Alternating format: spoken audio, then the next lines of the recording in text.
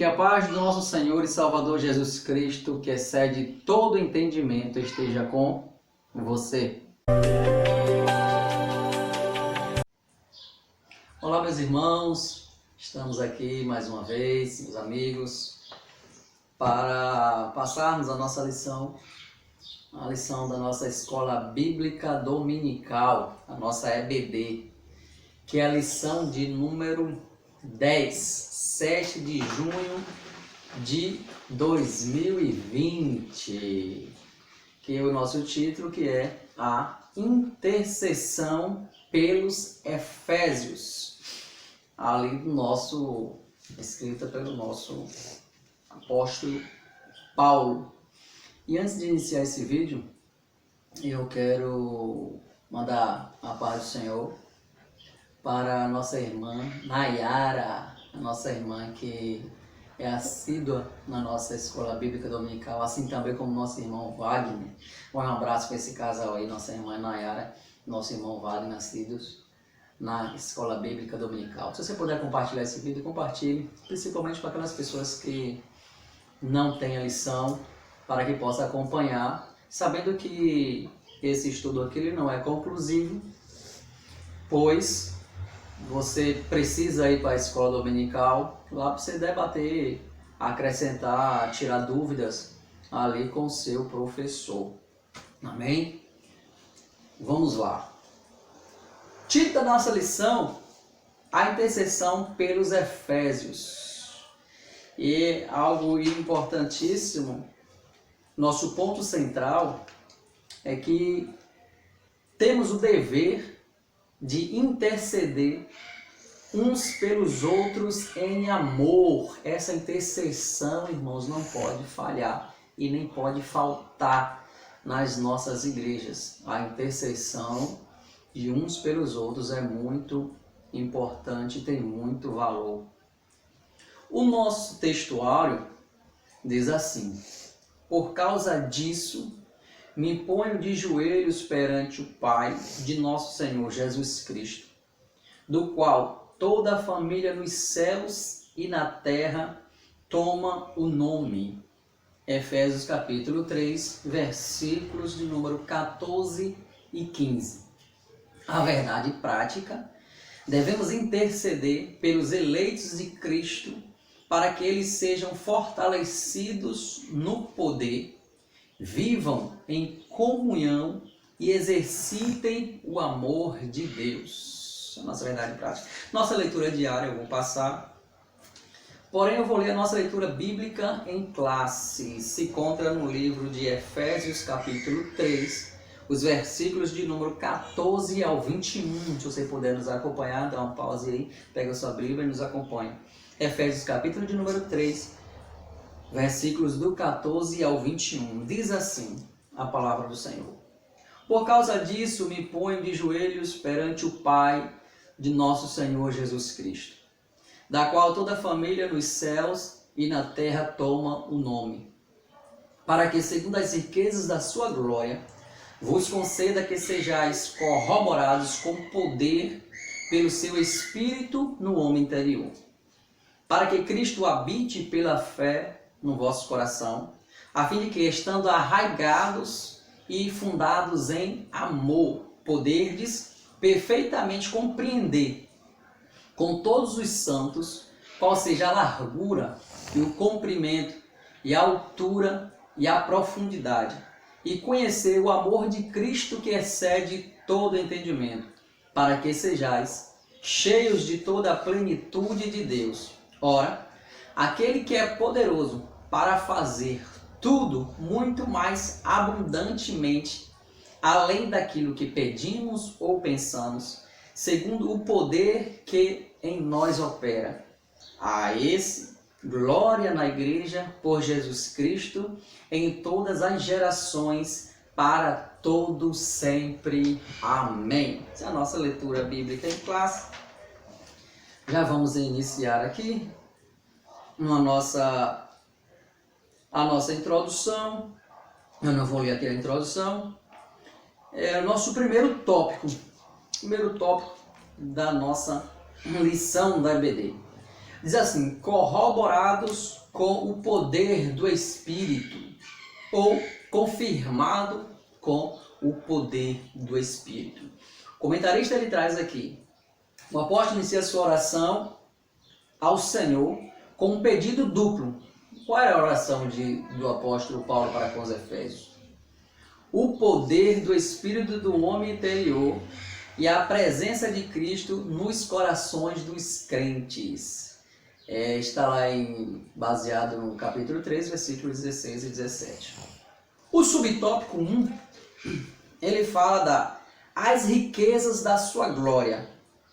Paulo apresenta a sua oração confiando nas riquezas da sua glória de Deus, capítulo 3, versículo 16. O apóstolo já havia declarado que Deus é o Pai da glória, capítulo 1, versículo 17. Cheio de abundantes riquezas da sua graça, capítulo 2, versículo 7, 3 e 8. O que significa que ele é possuidor de todas as glórias e dispenseiros de ricas e ilimitadas bênçãos. Eu quero dar uma paradinha aqui. O que o nosso comentarista traz baseado nesse versículo. Paulo aqui nesse subtópico 1, ele faz uma doxologia que aprendemos em algumas lições anteriores, que é a manifestação de louvor e exaltação a Deus, quando ele diz, Deus é o Pai da glória. Ele exalta, ele engrandece aqui o nome do Senhor, na sua doxologia. E depois, o comentarista ele traz que ele é possuidor de todas as glórias. Sabemos sim que a glória de Deus ele não dá a outro. Glória de Deus para Deus. Deus é dono de toda sabedoria, de todo conhecimento, de todo entendimento, de todo domínio, digno de toda adoração, engrandecimento, ações de graças. O nosso Deus, ele é. E ele é despenseiro de ricas e ilimitadas bênçãos, que o nosso irmão comentarista ele traz aqui. Ele é o despenseiro. O que é o despenseiro? O despenseiro é aquele encarregado da despensa, encarregado de servir, de dar ali os alimentos necessários. E Deus, ele é verdadeiramente o despenseiro. Ele tem ilimitadas bênçãos para nos dar.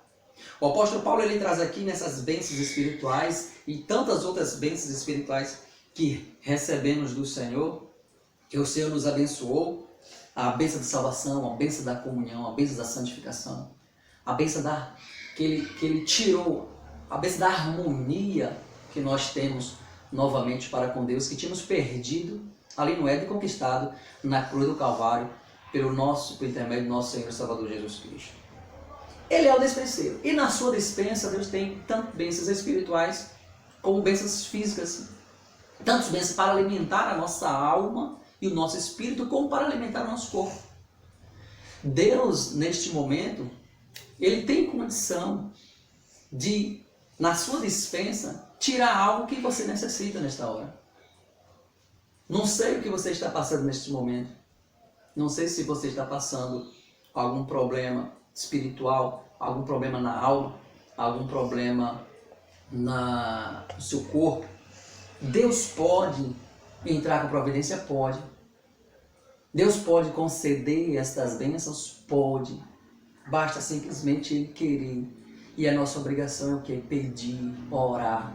E tanto interceder, como o nosso Paulo está intercedendo pelos Efésios. Interceder para as pessoas para que Deus entre com providência. Ele é o despenseiro. Ele tem dentro de si bênçãos que supram as nossas necessidades.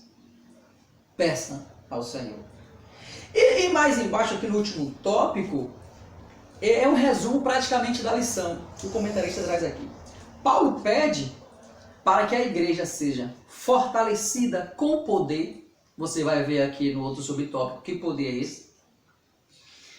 Que seja habitada por Cristo, compreenda o amor divino e tenha pleno desenvolvimento espiritual, baseado no capítulo 3, versículo 16 a 19. Uma igreja, um templo, um tabernáculo, um santuário, que não possua essas características, está fora. não é a igreja. Um corpo, templo seu, meu, nós que somos templo, casa, morada do Espírito Santo, que não temos essas características, também não somos templos de Deus. Exemplo, se nós não somos fortalecidos no poder, se nós não somos habitados por Cristo, e se nós não compreendemos o amor divino, e se nós não buscamos pleno desenvolvimento espiritual, que é a busca incessante de santificação, regeneração, santificação, dia após dia, nós não temos parte com a Igreja de Cristo. Vamos frisar nos próximos tópicos, não no mesmo tópico, no item 2. No item 2 fala sobre fortalecidos com poder. Vamos frisar aqui o que seria fortalecidos com poder que o apóstolo Paulo, que o apóstolo Paulo ele trouxe e o que o nosso irmão comentarista ele destaca. O primeiro pedido do apóstolo é para que a igreja seja corroborada ou confirmada com poder pelo seu Espírito no homem interior, pelo Espírito de Deus no homem interior. Capítulo 3, versículo 16. Aí enfatiza que a única força que habita o crente e habilita o crente a se manter firme advém do Espírito Santo. O homem ou uma igreja que não tem a presença do Espírito Santo, ela não tem condição de se manter firme. Esse Espírito Santo que atua no homem interior e capacita o crente a perseverar. Quem nos capacita a perseverar? É as minhas forças? Não. Sou eu, meu intelecto? Não. É o Espírito Santo. Perseverar. A manter-se afastado do pecado é aquele processo de santificação com a intervenção do Espírito Santo em nossas vidas.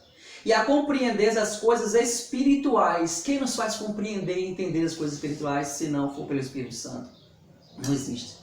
Então, a igreja, o corpo de Cristo, nós como templo do Espírito Santo, temos que ser fortalecidos no poder do Espírito Santo. Subtópico 3 fala sobre habitados por Cristo. O apóstolo também orou para que Jesus habitasse pela fé nos corações dos santos. Capítulo 3, versículo 17. O que também não significa dizer que Cristo não estava presente na igreja. Em Éfeso. No entanto, quando ele fala em habitação permanente, em oposição à habitação temporária. Isso indica que a oração apostólica era para que Cristo habitasse continuamente na vida da igreja. Assim, o ensino apostólico ratifica que sem Cristo a igreja não pode subsistir às forças do mal. Então, observamos que a igreja, nós somos casa e morada de Cristo na presença, na pessoa do Espírito Santo. Se existe um templo, uma congregação onde Cristo não habita, esta não é a igreja do Senhor. Se existe um corpo, um templo, nós, seres humanos, em que Jesus Cristo não habita em nós, nós não temos parte com Deus. O Espírito Santo, ele precisa habitar dentro de nós. Cristo precisa habitar dentro de nós. Nós somos a casa de Cristo. Nós somos o templo de Cristo. Nós somos o tabernáculo de Cristo, que Ele é a nossa morada. Ele mora dentro de nós. Agora imagine você. Se Cristo viesse... Claro, sabemos que Cristo ele está em todos os lugares pelo seu atributo da onipresença. Se Cristo viesse na forma teofânica, aquela forma de personificar, em forma de uma pessoa, em forma de um anjo, em forma de uma pessoa, e batesse lá na sua porta e passasse com você um dia, será que você mudaria de atitudes? Você falasse, Cristo, passa um dia aqui na minha casa? Ou porque nós não vemos Cristo e dá a percepção de que não, Cristo não está aqui não. Não, mas Cristo está presente. E peça para Ele continuar na sua casa. Peça para Ele continuar na sua vida. E aqui, fazer morada. Senhor, esta é a tua casa, faz morada em mim. Tópico 2, para ser templo, para ser igreja, Cristo tem que estar dentro, morar na casa. O item 3. Vamos para o tópico 2, que fala sobre arraigados e fundados em amor. Vamos observar aqui que o nosso comentarista ele traz: o amor é a mensagem central do Evangelho de Cristo. Um dos propósitos da oração de Paulo foi para que a igreja entendesse e exercitasse o amor de Deus. Subtópico 1. Amor, a virtude cristã. Nas Escrituras, o amor é atributo divino. Aquele que não ama não conhece a Deus, porque Deus é amor. 1 João 4:8. Foi por amor que Cristo se entregou para o resgate da humanidade. O amor é o resumo da lei dos profetas. O sinal dos discípulos de Cristo é o amor. A prova de filiação com Deus. E deve ser expresso por meio de atitudes concretas. O amor é a maior de todas as virtudes e o princípio que norteia o fruto do Espírito. Ciente dessa relevância, o apóstolo implora a Deus para que o viver da igreja seja arraigados e alicerçados no amor. Então, o amor, no subtópico 2, eu vou ler aqui, depois eu faço um comentário. No subtópico 2, arraigados e fundados no amor. O apóstolo Paulo fala aqui também no capítulo 3, versículo 16 a 17, devemos compreender e praticar o amor. Isso aqui é muito importante, porque se você não compreende, como é que você vai praticar o amor? Tem uma mensagem que eu vejo, eu vi no determinado caminhão, que diz assim: é preciso entender para atender. Eu preciso entender a necessidade para eu atender a necessidade. Se eu não entendo, não tem como eu atender. Então, e o amor é o princípio de tudo. É necessário ter amor. Porque se nós não temos o amor de Deus em nossos corações, nós não fazemos nada. Porque tudo que se faz com amor sai mais perfeito. A Bíblia registra que o amor de Deus está derramado em nossos corações através do Espírito Santo de Deus. Então, este amor faz com que nós venhamos a também amar os nossos irmãos. Porque o princípio de tudo é o amor. Uma igreja que não tem o amor de Deus é uma igreja sem Deus. Um crente que não tem o amor de Deus é um crente sem Deus. Porque Deus é amor. Porque Cristo é amor. Se eu não tenho amor, eu não tenho Cristo. Se eu não tenho amor, eu não tenho Deus. Então, por isso que o Espírito Santo derramou o amor de Deus aqui, através do Espírito Santo nos nossos corações. E há uma necessidade da prática desse amor.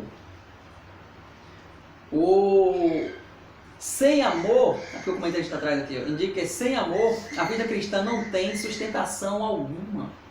Sem amor você não prega, sem amor você não canta, sem amor você não faz a obra de Deus com perfeição.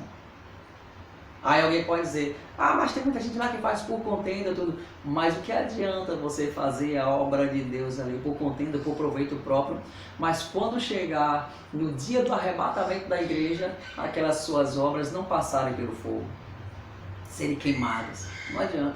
Mas com amor ela permanece para sempre. Então tudo que você for fazer, faça com amor, para a glória do nome de Deus. O item 3 fala sobre a intensidade do amor de Deus. Consciente que somente o Espírito pode fazer entender e experimentar a grandeza do amor de Deus, Paulo pede para que os crentes conheçam a intensidade do amor de Deus. Ele traz essa ênfase, recai em que Cristo nos amou e ainda nos ama e que por isso devemos amar uns aos outros. O esforço humano não pode atingir essa meta de maneira alguma. Assim ele apresenta esse pedido à oração para que os crentes sejam cheios de toda a plenitude de Deus. Então, o amor de Deus é ele que nos constrange. Deus amou o mundo de tal maneira, de muitas vezes é incompreendido isso. As pessoas não entendem como é que Deus ama uma pessoa que fez tantas coisas erradas. É o amor de Deus, é a sua misericórdia. E Deus nos amou tanto que deu seu Filho unigênito. E Cristo nos amou que se entregou por nós. Então este amor tem que estar dentro de nós, ele tem que ser praticado. Nós temos que amar as pessoas ao nosso redor e provar este amor de Deus que está em nossos corações. O tópico 3, já o último tópico, vamos refletir aqui sobre a bênção de Deus excede o pensamento humano. Subtópico 1 fala sobre a dimensão das bênçãos divinas. Ao concluir a usar a oração, Paulo lembra de que a magnitude do poder de Deus é capaz de fazer muito mais abundantemente, além daquilo que pedimos ou pensamos. Isso indica que Deus pode fazer ultrapassar em muito nossos melhores anseios e desejos. Quer dizer que a mente humana é incapaz de alcançar a dimensão das bênçãos divinas. É a salvação, a bênção da salvação. A graça de Deus em nossas vidas não dá para imaginar, ou calcular, ou dimensionar a graça de Deus, que de favor que nós não merecemos, que Deus tem nos dado e que tem nos alcançado. Principalmente a graça da salvação, a graça da comunhão, da reconciliação, da harmonia para com Deus. Não dá para entender de forma intelectual, de forma humana. Não dá para entender como é o tamanho desta graça de Deus, que Ele nos abençoou. O subtópico 2 fala sobre o convite para a adoração. Paulo encerra esse capítulo com o convite à adoração, cuja glória é devida na igreja por Jesus Cristo em todas as gerações. Nos versículos anteriores ele discutiu acerca da boa nova do ministério revelado, que nós já falamos, as muitíssimas riquezas de Cristo conferidas à igreja, da grandeza do poder de Deus e infinitude do amor e de todas as bênçãos. Além dessas demais bênçãos, a única coisa a ser acrescentada era o louvor a Deus. E o apóstolo, ele convida-nos a louvá-lo, Senhor. E eu acho interessante que Deus, na sua grandeza, na sua sabedoria, o domínio, o poder que Deus tem, uma coisa que Deus se agrada e que Ele procura, são os verdadeiros adoradores que adoram o Pai em espírito e em verdade. Ele te procura, Ele me procura. E queira nós, que possamos nós falar, Senhor, eis-me aqui, eu aqui, um verdadeiro adorador. Ou faz de mim um verdadeiro adorador. Me ajuda a ser melhor amanhã, hoje do que ontem, amanhã do que hoje. Me faz ser o melhor verdadeiros ou verdadeiro adorador, para te adorar em espírito e em verdade. No último subtópico, Paulo prossegue a ensinar que Deus deve ser glorificado na igreja em Cristo. Quer dizer que os atos de louvor e de louvar e glorificar a Deus fazem parte do propósito da instituição da igreja. A igreja nunca terá glória em si mesma, pois toda a glória é exclusivamente tributada para Deus por intermédio da obra de Cristo. Não existe culto sem adoração a Cristo. Não existe igreja prestar um culto onde o nome de Cristo não for anunciado. Não existe, pode louvar de todo jeito, pode cantar de todo jeito, pode falar de todas as coisas, pode ter uma pregação bonita, entendível, porém, se não tiver a mensagem de Cristo, não vale a pena. Se Cristo não for o centro, aquela mensagem cristocêntrica, se Cristo não for o centro, não vale a pena. Então, nos nossos cultos, na nossa adoração, Cristo sempre tem que ser o centro. O domínio é sempre dele, o louvor é sempre dele, a glória é sempre dele. Não existe maneira de fortalecer a igreja sem a presença do Espírito Santo. Não existe outros recursos que substituam o louvor a Deus se não for com a presença do Espírito Santo e Cristo sendo sempre o tema central das nossas igrejas e das nossas vidas. Que Deus o abençoe, que Deus continue com as suas misericórdias e a sua graça ao nosso favor. Se você puder, compartilhe esse vídeo e daqui para a próxima semana, se Deus permitir, esteja na escola dominical domingo pela manhã. Se interaja com seu professor, tire suas dúvidas, eu tenho certeza que Deus tem o melhor para você. Deus abençoe você, Deus abençoe a sua vida, Deus guarde você, Deus guarde a sua vida, a sua alma e a sua família, em nome de Jesus. E hashtag no nosso canal, Vem para Cristo. Deus abençoe a todos vocês.